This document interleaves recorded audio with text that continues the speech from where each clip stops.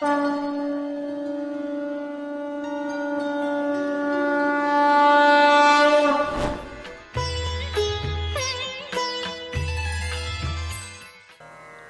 से तो लगाव होता है, बुद्धि से राग होता है, चित्त से अनुराग होता है।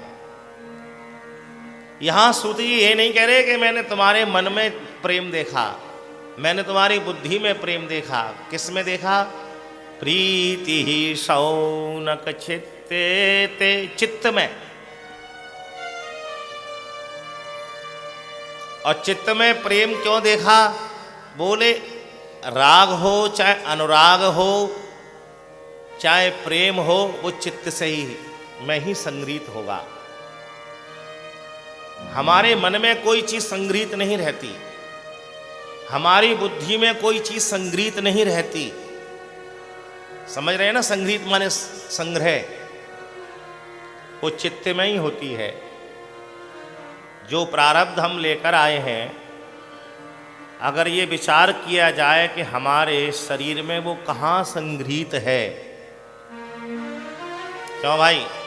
जैसा हम जीवन जी रहे हैं, जिस स्तर का हम लोग जीवन जी रहे हैं, ये हमारे प्रारब्ध पे ही आधारित है।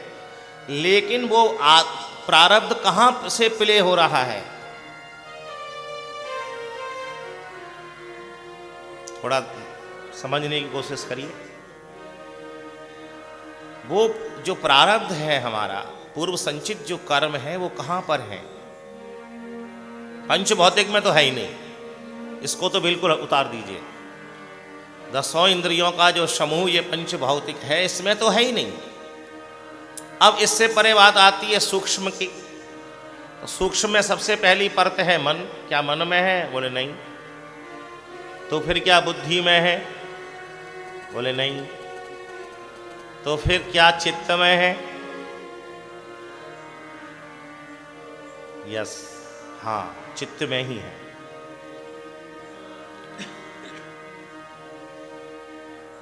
मोबाइल में एक इंस्ट्रूमेंट लगता है जिसको मेमोरी कार्ड कहते हैं, जिसमें हम लोग भजन भर लेते हैं, कथा भर लेते हैं, उसको चिप कहते हैं, है ना? तो मोबाइल की भाषा में वो चिप है और शरीर की भाषा में वो चित्त है। जिसने उसका नाम चिप रखा है ना, बड़ी सोच समझ के रखा है। तो इस शरीर के अंदर भी, शरीर रूपी इंस्ट्रूमेंट में भी एक चिप है। उसको वेदांत की दृष्टि से, आध्यात्मिक दृष्टि से चित्त कह देते हैं, और मोबाइल की भाषा में उसको चिप कह देते हैं, मेमोरी कार्ड कह देते हैं। और जैसे कि हमारे आपके 3 शरीर हैं, स्थूल, सूक्ष्म और कारण, वैसे ही मोबाइल के भी 3 शरीर हैं।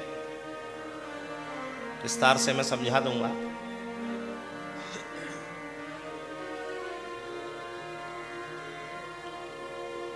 अभी हमारा जो स्थूल शरीर है, जो एक दूसरे को दिखाई दे रहा है, इसके कितने पार्ट हैं? 5 कर्मेंद्रियां, 5 ज्ञानेंद्रियां, 10 पार्ट है ना। 10 इंद्रियों के समूह को ही हम लोग पंच भौतिक शरीर कहते हैं। ये हमारा स्थूल शरीर है। मोबाइल का भी जो शरीर हमें दिखाई देता है, उसके भी 10 पार्ट होते हैं। जो नंबर डायल करने वाले दिखाई दे रहे हैं हमको, वो कितने हैं? 0 से 9 तक। तो उसका स्थूल शरीर है। 5 कर्मेंद्रियां, 5 ज्ञानेंद्रियां। और जो डिस्प्ले स्क्रीन है, वो क्या है? वो मन है। डायल करने की प्रक्रिया ही बुद्धि है। उसके अंदर जो मेमोरी कार्ड है, जो चिप है, वही चित्त है। और जो चार्ज की जाती है बैटरी, वही अहंकार है। अहंकार हम सबके जीवन में कभी ना कभी चार्ज होता रहता है। वो कभी रूप का, कभी धन का, कभी पद का, कभी प्रतिष्ठा का, कभी ज्ञान का, कभी परिवार का, कभी व्यापार का। चार्ज होती रहती है बैटरी। तो ये मोबाइल का सूक्ष्म शरीर हो गया। स्थूल भी हो सूक्ष्म भी हो, लेकिन वो एक्टिव नहीं होगा जब तक कि कारण नहीं होगा, अर्थात उसमें किसी ना किसी कंपनी का जब तक कनेक्शन नहीं होगा, वही जीवात्मा है। तो हमारा शरीर बिल्कुल मोबाइल और मोबाइल बिल्कुल हमारा शरीर, वहाँ भी स्थूल सूक्ष्म और कारण, यहाँ भी स्थूल सूक्ष्म और कारण। तो देखिए ज्ञानी की जो दृष्टि है वो क्या देखता है, वो ये नहीं देखता कि इनका स्थूल स्वरूप कैसा है, काला है कि गोरा है, नाटा है, मोटा है, पतला है। यही तो जड़ भरत जी ने कहा था रघुगण से, स्थूल्यम काश्यम आधेयश्च व्याधेयश्च। क्या कह रहा है रघुगण तो कि मेरा शरीर मोटा है, पतला है, ये सब शरीर की व्याधियां हैं। ज्ञानी की दृष्टि तो तत्व पर होती है। तो यहां सूति जी की दृष्टि ऋषियों के स्थूल शरीर पर नहीं है, यहां सूति जी की दृष्टि उनके मन पर नहीं है, यहां सूति जी की दृष्टि उनकी बुद्धि पर नहीं है। वो क्या कह रहे हैं, प्रीति ही शौनक चित्ते ते, चित्त को देखा। और वास्तविक कोई शिष्य बनने के लिए समर्थ गुरु के पास जाए तो गुरु की दृष्टि यही होनी चाहिए, ये नहीं कि इसके लिफाफे में कितनी गरमाई है। इसने सेवा करके, इसने माता पिता गुरु संत ब्राह्मण की सेवा करके, सत्संग करके अपने चित्त को कितना शुद्ध किया है, तभी तो उसमें जाकर हमारी कृपा ठहरेगी, तभी तो उसमें भगवान आकर विराजमान होंगे। यदि उसमें जगत भरा हुआ है तो जगदीश कहां से आएंगे। इसलिए चित्त की वृत्ति का निरोध ही योग है। महर्षि पतंजलि ने कहा, योगः चित्त वृत्ति निरोधः। उन्होंने ये नहीं कहा कि मन बुद्धि निरोधः। चित्त बहुत महत्वपूर्ण विषय है। नारायण सूत जी कह रहे हैं, प्रीति ही शौनक चित्ते ते यतो भस्म विचार्य च। प्रेम यदि होगा तो चित्त से ही होगा, और स्नेह यदि होगा तो प्रेम चित्त से ही होगा। और भगवान के ध्यान की जो वृद्धि है वो भी चित्त की वॉशिंग के लिए है।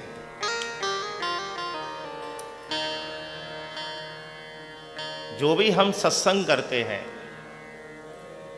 जो भी साधना जीवन में की जाए, वो चित्त को ही लक्ष्य बनाकर की जाए। क्योंकि जहां से आए वहां पर चित्त महत्वपूर्ण था, जहां पर हैं यहां चित्त महत्वपूर्ण है, और यहां से आगे जहां जाएंगे वहां भी चित्त के संग्रहण के द्वारा ही जाएंगे। तो इसलिए प्रीति शौनक चेत्ते ते यतो भस्म विचार्य च।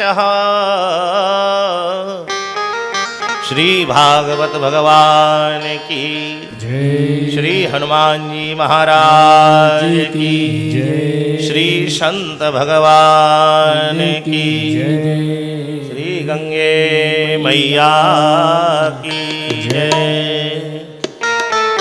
जय जय राधा रमण हरि बोल, जय जय राधा रमण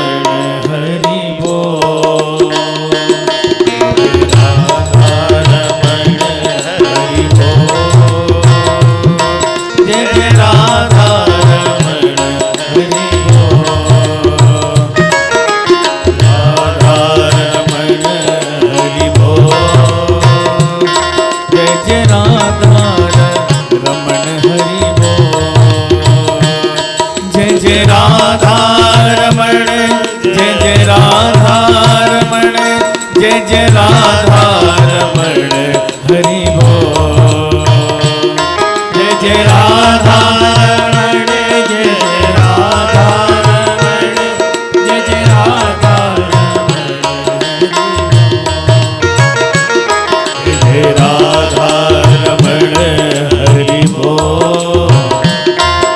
जय राधा रमण हरि बोल।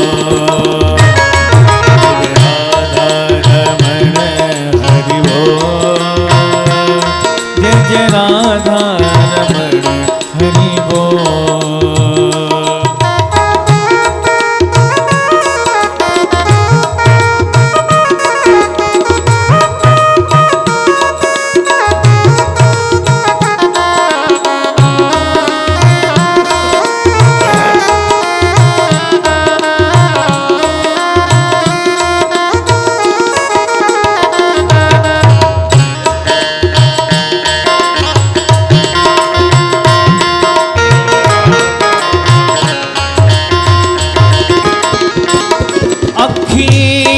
का जल मृग छोना सो। मृग छोना सो। ए अखियने का जल मृग छोना सो। अखियन का जल मृग छोना सो। नख बेसर जादू टोना सो। नख बेसर जादू टोना सो। दोनों रस के भरे हैं कपोल। जय जय राधा रमण हरि बोल। दोनों रस के भरे हैं कपोल। जय जय राधा रमण हरि बोल। जय जय राधा रमण हरि बोल। जय जय राधा रमण हरि। जय जय राधा रमण हरि। जय जय राधा रमण हरि बोल। श्री राधे श्री राधे। जय जय राधा रमण हरि बोल। जय जय राधा रमण हरि। श्री भागवत भगवान की जय। प्रीति शौनक चित्ते ते। यह तो वश्म विचार्य च। तो ऋषियों ने जब कथा के लिए निवेदन किया है तो सूत जी ने क्या देखा? ऋषियों के स्थूल शरीर को नहीं, सूक्ष्म में से मन को भी नहीं, बुद्धि की अवस्था को भी नहीं। प्रीति ही शौनक चित्ते ते। चित्त को देखा, क्योंकि प्रेम केवल चित्त से ही किया जा सकता है। और जो प्रारब्ध हम लेकर आए हैं वो सब चित्त में ही संग्रहित है। जो जहाँ से आए हैं वो चित्त की वजह से आए हैं, और जहाँ जाएंगे वो भी चित्त की अवस्था की वजह से ही जाएंगे। तो सुधरना क्या चाहिए? चित्त की स्थिति को ही सुधरना चाहिए। इसी को महर्षि पतंजलि ने कहा योगः चित्तवृत्ति निरोधः। तो ज्ञानी समर्थ गुरु की जो दृष्टि है वो यजमान के स्थूल शरीर पर नहीं, गोरा है, काला है, स्थूल है, पतला है। इसी को तो कहा जड़ भरत जी ने स्थूल्यम काश्यम आधयश्य व्याधयश्य। अरे रहुगण तू किस शरीर की बात कर रहा है? अकोविद कोविद वाद वादान बदस्य तो ना विदाम वरिष्ठम। तो प्रेम जो होता है वो चित्त से ही होता है। मन से जो होता है वो भैया लगाव है। बुद्धि से जो होता है वो राग है। और प्रेम जो होता है वो चित्त से होता है। तो जब चित्त में देखा तो प्रसन्न हो गए श्री सूत जी महाराज, और बोले तुम्हारे चित्त की अवस्था को देखकर मुझे ऐसा लगा है कि तुमने साधन करके अपने चित्त को शुद्ध कर लिया। यानी आपका चित्त अब कोरे पात्र की तरह हो गया है। अब जिस चित्त में पहले से जगत भरा हुआ है उसमें जगदीश कहाँ से बैठेंगे भाई?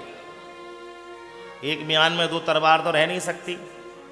तो सूत जी ने कहा कि तुमने अपने चित्तरूपी पात्र को बड़ा सुगढ़ बना लिया है, धो मांझ के, साधन करके, सत्संग आदि से।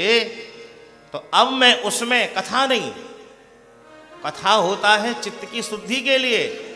लेकिन अब मैं सर्व सिद्धांत निष्पन्नम सूताख्या ही कथा सारम। ऋषि भी यही कह रहे हैं, सूत जी भी यही कह रहे हैं कि अब कथा नहीं, कथा का जो कार्य होना था वो हो गया, यानी चित्त की शुद्धि हो गई। तो अब शुद्ध हुए चित्त में क्या भरना चाहिए? तो बोले कथाओं का जो सार है ऐसा रस उसमें भरना चाहिए। सर्व सिद्धांत निष्पन्नम।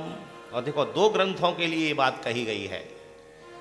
श्रीमद् भागवत के लिए सूत जी कह रहे हैं और रामचरितमानस के लिए श्री गोस्वामी जी कहते हैं नाना पुराण निगमागम सम्मतम यत्। और श्रीमद् भागवत के लिए सूत जी कह रहे हैं सर्व सिद्धांत निष्पन्नम। तो क्या होगा? बोले संसार भयनाशनम। अरे ऋषियों, जब आपके चित्त में वो भर दिया जाएगा सार, वो रस, वो अमृत, तो क्या होगा? बोले देखो, तुम्हारा जो संसार का भय है ना वो मिट जाएगा। तो फिर हमारी बुद्धि में एक प्रश्न उठ गया। मैंने कहा ना, कथा का मतलब क्या है कि प्रश्न उठना और उसका समाधान होना। कैसे? कथा माने कैसे? तो संसार का भय क्या है भाई? सब धन चला जाएगा, क्या ये भय है? हम लुट जाएंगे, क्या ये भय है? तो संसार का सबसे बड़ा भय है कि हम सबको मरना है। और जितने भी सांसारिक छोटे मोटे भय होते हैं उनका किसी ना किसी रूप से समाधान हो जाता है, लेकिन मरने का समाधान अभी तक किसी के पास नहीं है। तो यह भक्त कह सकता है तो क्या फिर मैं मरूंगा नहीं? तो सूत जी कहते हैं अरे भाई, शरीर तो छूटेगा क्योंकि ये प्रकृति से बना है, पंच भौतिक है, लेकिन तेरा मरना नहीं, तेरा जो वो मरना है वो मिलना हो जाएगा। मरने से सब जग डरे। जिसने भगवत प्राप्ति के लिए साधन नहीं किया वह मरने से डरता है, वो शरीर को छोड़ने से डरता है। और जिसने साधन कर लिया है उस पद की प्राप्ति के लिए वो पूर्ण संतुष्ट हो गया है, वो तो चाहता है कि जल्दी से शरीर छूटे। मरने से सब जग डरे और मोरे मन आनंद, कब मरी हो कब भेटियो पूर्ण परमानंद। तो साधन करके जो संसार से जाएगा उसका मरना नहीं है, वो तो भगवान से जाके मिलेगा। और इसीलिए आदि शंकराचार्य भगवान ने गाया भज गोविंदम भज गोविंदम गोविंदम भज मूढ़ मते। भज गोविंदम भज गोविंदम गोविंदम भज मूढ़ मते। सूत जी महाराज ने इतना आश्वस्त करके कहा कि मैं कथाओं के सार के रूप में आपको श्रीमद् भागवत सुनाता हूं। महाराज, ऐसा भागवत में ही क्यों है? क्या गुण है? आपने क्या विशेषता देखी है उसकी? तो सूत जी कह रहे हैं कि मैं किसी की सुनी हुई बात नहीं कह रहा हूं, प्रत्यक्ष अपनी आंखों से देखी हुई कह रहा हूं। क्योंकि इसी शुक तीर्थ में, इसी वृक्ष के नीचे बैठकर जब सुखदेव भगवान कथा कह रहे हैं परीक्षित जी को, तो सूत जी भी वहां विराजमान है। तो सूत जी कह रहे हैं ऋषियों, मैंने अपनी आंखों से ऐसा देखा, इसलिए मैं तुमसे कह रहा हूं। क्या देखा? बोले जब मेरे गुरु भगवान शुक राजा परीक्षित को कथा प्रारंभ कर रहे थे, स्वर्ग के देवता एक स्वर्ण में पात्र में अमृत लेकर आ गए।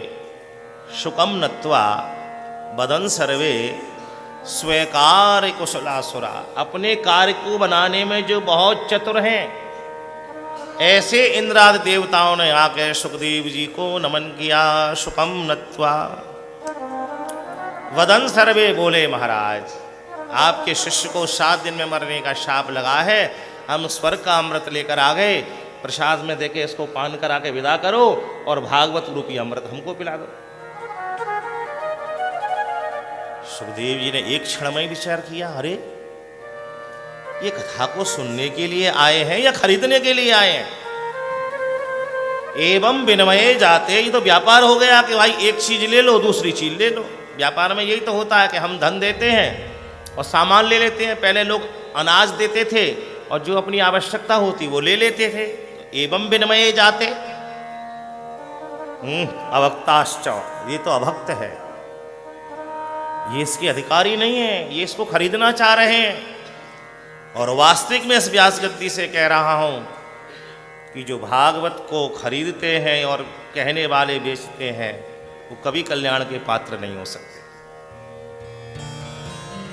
सुखदेव जी महाराज ने बैक टू पेवेलियन कर दिया उनको। कांच के बदले में मणि प्राप्त करना चाहते हो ना, प्रत्यात जाइए यहां से। अपने को अपमानित समझ के सारे देवता चले गए। अब उनसे बड़ी पावर कौन है? श्री ब्रह्मा जी। वहीं जाके शिकायत करेंगे। सत्यलोक में जाकर दादा से कहा, दादा ने कहा कोई बात नहीं, जरा देखो तो सही, कुछ होता है, भागवत से नहीं होता। 7 दिन तक वहीं बैठे रहे दादा के पास। और भगवत कृपा से जब परीक्षित जी की मोक्ष हो गई, भगवान के पार्षदों से युक्त विमान में बैठकर ठाकुर जी के धाम को जाने लगे। तो रास्ता तो वहीं से जाता है। सारे देवताओं ने लालायित होकर ब्रह्मा जी से कहा, देखो इसका कल्याण हो गया।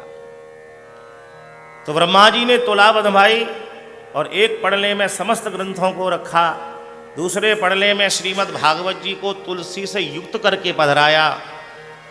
श्रीमद् भागवत वाला जो पड़ला था वो महाराज जमीन से लग गया। बोलिए भागवत भगवान की जय। अहो आश्चर्यम। सूत जी कहते हैं, ऋषियों ये मैंने अपनी आंखों से प्रत्यक्ष देखा सुख तीर्थ में, इसलिए मैं कह रहा हूं कि तुम कथाओं का जो सार रूप भागवत है उसका श्रवण करो। महाराज 18,000 श्लोक की कथा है, 7 दिन में इसकी व्यवस्था को क्यों स्थापित किया गया? बोले सबसे पहले देवर्षि महाराज ने कथा कराई थी। नारद जी ने, अरे नारद जी को तो शाप लगा है प्राश्चित्य दक्ष का, वो तीनों लोकों में भ्रमण करते रहते हैं, उनको क्या आवश्यकता पड़ी कथा कराने की? अरे भाई कोई कथा कराए अपने कल्याण के लिए कराता है, कोई अपने पूर्वजों के कल्याण के लिए कराता है, कोई आदि व्याधि के शांत करने के लिए कराता है, कोई जन कल्याण के लिए कराता है। तो देवर्षि ने कथा किस लिए कराई? ऐसा संयोग कहाँ कैसे बना? अब सूत जी कहते हैं, एकदा ही विशालायाम, विशालायाम बद्री विशालायाम चत्वार ऋषयो मलः सत्संगार्थम समायातः दृदृशु तत्र नारदम। तीर्थ में हम जाएं तो किस लिए जाएं, ये श्लोक हमको बता रहा है। बद्री विशाल में श्री नारद जी के बड़े भाई, जिनको कि हम ब्रह्मा जी के मानस पुत्र कहते हैं, सनकादिक ऋषि कहते हैं, 4 भाई हैं, सनक, सनंदन, सनातन, सनत कुमार। अरबों खरबों वर्ष की अवस्था है उनकी, लेकिन आज भी 5 वर्ष के बालक की तरह भ्रमण करते हुए बद्रीनाथ जी में आए। क्यों आए? सत्संगार्थम समायातः। सत्संग की बड़ी महिमा है भाई। भगवत कृपा हो तो मनुष्य शरीर से तो नित्य सत्संग होना चाहिए। और ये महाराज इतना तामझाम कौन रोज इकट्ठा करेगा? अरे सामान्य रूप से एक दूसरे को सुनावे वो भी सत्संग है। अरे महाराज दूसरा भी तो अपनी प्रवृत्ति का हो, तो भैया किसी भी ग्रंथ के माध्यम से हम सत्संग कर सकते हैं। जीवन में नित्य प्रति किसी ना किसी ग्रंथ का पाठ होना ही चाहिए, चाहे एक अध्याय पढ़े चाहे 2 अध्याय पढ़े, यही सत्संग है। और हम और आप तो मनुष्य हैं। भगवान भोलेनाथ उत्तरकांड में कामना कर रहे हैं, बारे बारे बरे मांगहूँ हर्ष देहु श्रीरंग पद सरोज अन पायनी भगति सदा सत्संग। तो शनकादिक ऋषि किस लिए आए? सत्संग करने के लिए। जाकी जैसी भव्यता तैसी बने सहाय। तो वो सत्संग करने के लिए आए तो उनकी दृष्टि सीधी नारद जी के ऊपर गई, और जैसे ही उन्होंने नारद जी को देखा, सूत जी कह रहे हैं इस समय नारद जी की बड़ी विकल अवस्था थी। नारद जी की विकल अवस्था क्या है? कभी तो वो इधर को 10 कदम गए तेजी से, और 10 कदम चलने के बाद में जैसे मान लो कोई रास्ता भूल गया हो तो उतनी वेग से फिर वापस। ऋषियों ने देखा और नारद जी से पूछा, कथम ब्रह्मन दीन मुखः। अरे आप ब्रह्मा जी के पुत्र हैं, नारम ज्ञानम ददाति इति नारदः, इतने ज्ञानवान हैं, फिर आपका ये मुख क्यों सूख रहा है? कथम ब्रह्मन दीन मुखः कुतश्चिंता तरो भवान। आपको किस बात की चिंता है? गृहस्थी आपकी नहीं, मकान दुकान नौकरी आपकी नहीं। कथम ब्रह्मन दीन मुखः कुतश्चिंता तरो भवान त्वरतः गम्यते कुत्र। बड़ी तेजी से आप कहीं जा रहे हैं फिर लौट के आ रहे हैं। गतवित्तो यथा जनः, ऐसे व्याकुल हो रहे हैं जैसे धनवान का सारा धन चला गया हो। शनकादिक ऋषियों के शब्द को सुनकर देवर्षि एकदम ठिठक गए। देखा, अरे ये तो हमारे अग्रज हैं। प्रणाम किया पहले तो उन्होंने कहा, नारद ये क्या स्वरूप बना रखा है तुमने अपना? किस बात की चिंता है? सारा मुख सूख रहा है। नारद जी बोले, भैया क्या बताऊं, संयोग कहो या दुर्योग, तीनों लोकों में भ्रमण करने का तो मुझे आशीर्वाद ही मिला हुआ है। दक्ष की दृष्टि में हो सकता है वो शाप हो, लेकिन मेरे लिए तो वो आशीर्वाद है। तो आज मेरी इच्छा हुई तो अहम पृथ्वीम या तो ज्ञात्वा सर्वोत्तमोमिति ही। मैंने कहा चलो, भगवान की सबसे सुंदर जो कृति है मनुष्य, वो पृथ्वी पर रहती है। भगवान कहते हैं ना गीता में, ममैवांसो जीव लोके जीव भूत सनातनः, सबसे अधिक मनुज मोए भाई। 9वें प्रकार की सृष्टि हमारी है। तो मैं उस पृथ्वी पर भ्रमण करने के लिए चला गया। और सुनो भाइयों, किसी नगर महानगर में नहीं गया। कहाँ कहाँ आए देवर्षि? पुष्करम च प्रयागम च